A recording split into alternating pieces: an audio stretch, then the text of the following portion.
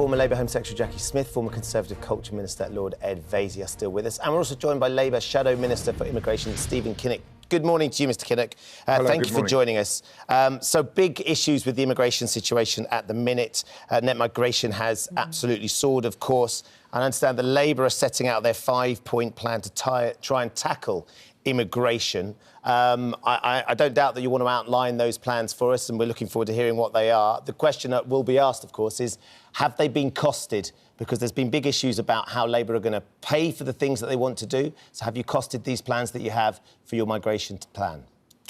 Well, a big part of paying for our plan will be by scrapping the unworkable, unethical and unaffordable Rwanda plan. The government's already bunged £140 million to the government of Rwanda. All they've got out of that is a press release, got to be the most expensive press release in history. And there's massive costs associated with each of the individual asylum seekers they say they'd be sending to Rwanda. So by scrapping that, we create the funds available for moving that money into boosting the National Crime Agency with a 100-person elite unit going after the people smugglers upstream. We would... So, so £140 million would be enough to set up that new crime agency you're talking about? But that's already spent as well, isn't it? I mean, that's already been spent, you said, by the government. So how are we going to get that back? Well, the Rwanda plan is based on a budget that is forward-looking, and each individual asylum seeker that would be sent to Rwanda, we estimate that would cost between £30,000 and £40,000 per asylum seeker. So when you put all of those funds together, you create the monies available to boost the National Crime Agency. We've also got to rewire the Home Office. It's in a complete state of dysfunction. That means getting a triage system in place for the backlog so that you're doing high grant rate countries and low grant rate countries much more quickly. Then it's about getting a returns deal with the European Union. Of course, the Tories have spent the last 6-7 years completely destroying our relationships with our European neighbours and partners.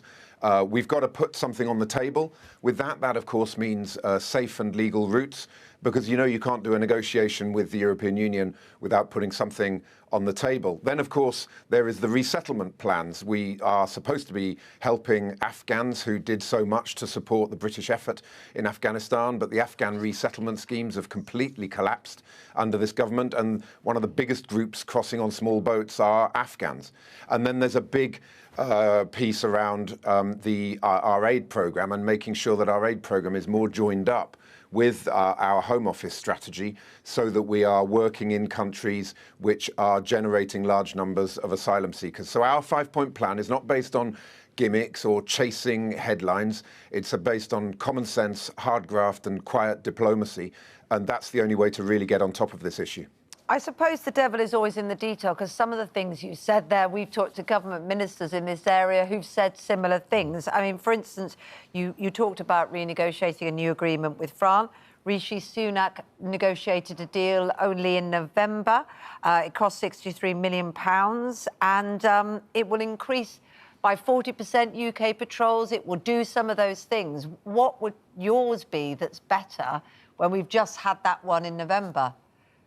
So when we left the European Union, Boris Johnson completely botched the Brexit negotiations and didn't negotiate a successor to something called the Dublin Regulation. The Dublin Regulation was an EU-wide cooperation agreement around returning asylum seekers to safe third countries.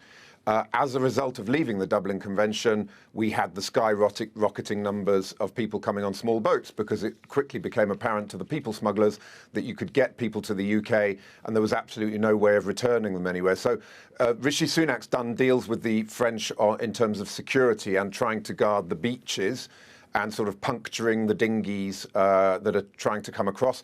And of course, that is welcome. That's got to be part of this story.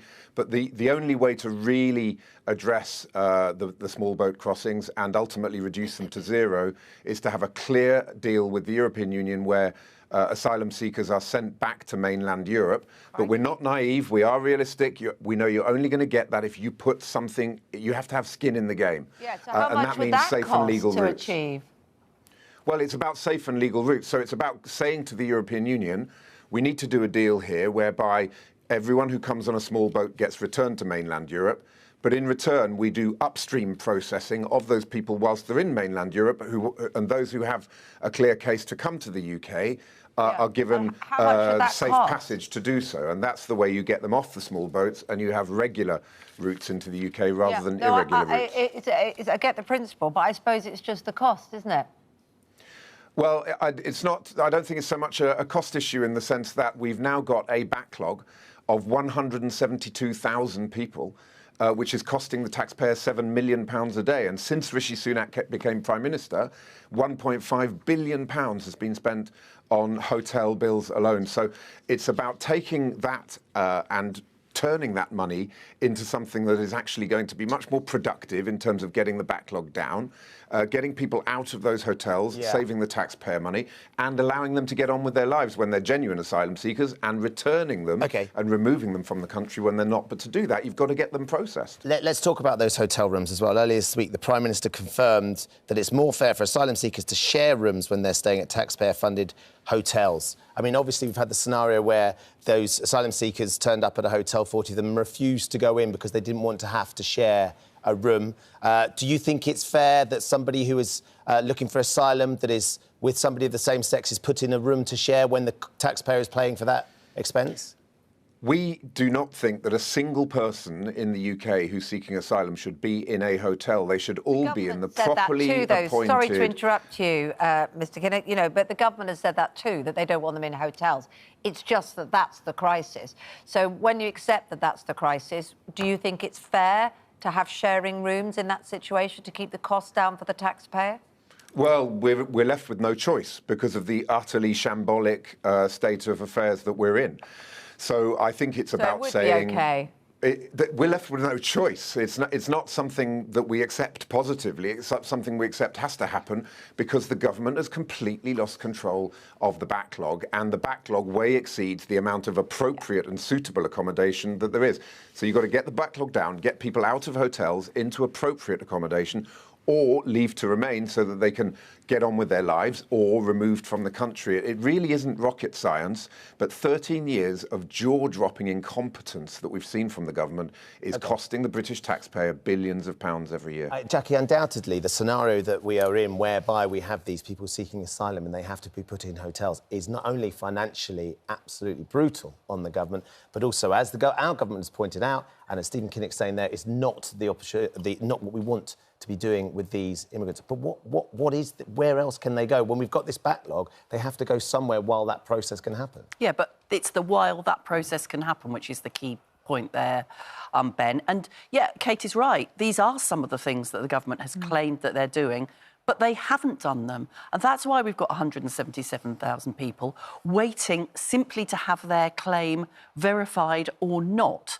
And you've got to tackle that problem, because at the moment, that is a draw to the country, because people think to themselves, well, it's going to take 3 times as long to get my asylum claim determined in the UK as it is in Germany or in France, where they have more claims, incidentally, but they deal with them more efficiently. So I stand a good chance of being able actually to stay in the country.